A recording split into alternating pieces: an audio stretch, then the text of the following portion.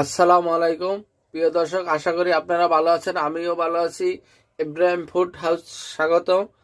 আজকের আমার রেসিপি হলো থাই স্যুপ। চলুন উপকরণগুলো দেখে নিই। আমি হাঁসের ডিম নিয়েছি। হাঁসের ডিম লালি ফালাইয়া কুসুমে নিয়েছি। ভালো করে ফেটে নিতে হবে, সেঁকে নিতে হবে। থাই পাতা নিয়েছি, চিনি, চিকেন, চিংড়ি মাছ, কর্নফ্লাওয়ার আর নিয়েছি লবণ। চলুন কিভাবে তৈরি করবেন দেখে নিই। আমি একটা পাত্র নিয়েছি, আমি পানি দিয়েছি। আমি 3 জনের স্যুপ তৈরি করব, থাই স্যুপ। দেখতেই থাকুন। আমার পানি গরম হয়েছে। আমি প্রথমে চিকেনটা দিয়ে দেবো।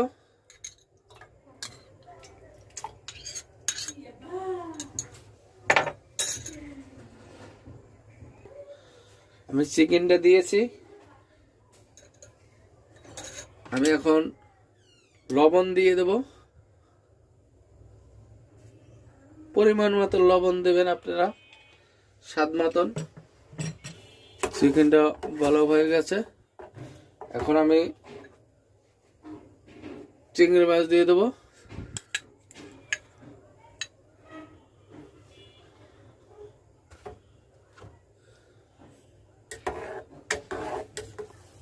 আমার চিকেন বয়লেস হয়ে গেছে।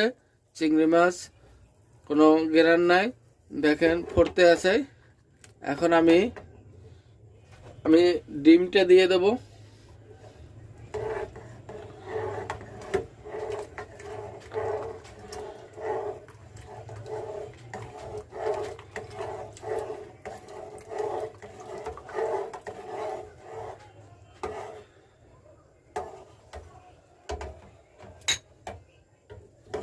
ডিমটা যদি ভালো করে সেঁকে না নিই তাহলে থাই সব ফেটে যাবে, ছড়া ছড়া দিয়ে যাবে, ছোপ হবে না।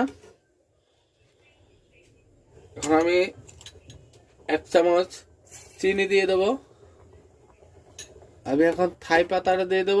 থাই পাতা দিয়ে দিলাম। থাই সবের কালারটা ঠিক না আসে তাহলে আমরা একটু জর্দার রং ব্যবহার করতে পারি। আমি কর্নফ্লাওয়ার নিয়েছি 3 চামচ। আমি ডিমের কুসুম নিয়েছি 2টা।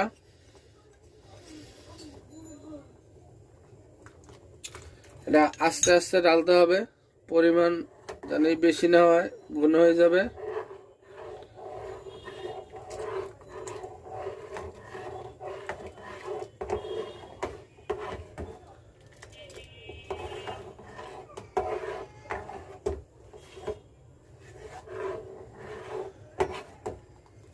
দেখেন অসাধারণ একটা স্যুপ হয়ে গেল, থাই স্যুপ।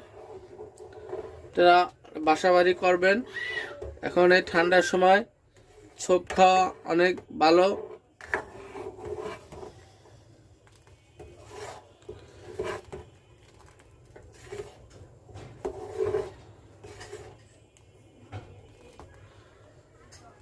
স্যুপ হয়ে গেছে, এখন পরিবেশন করব।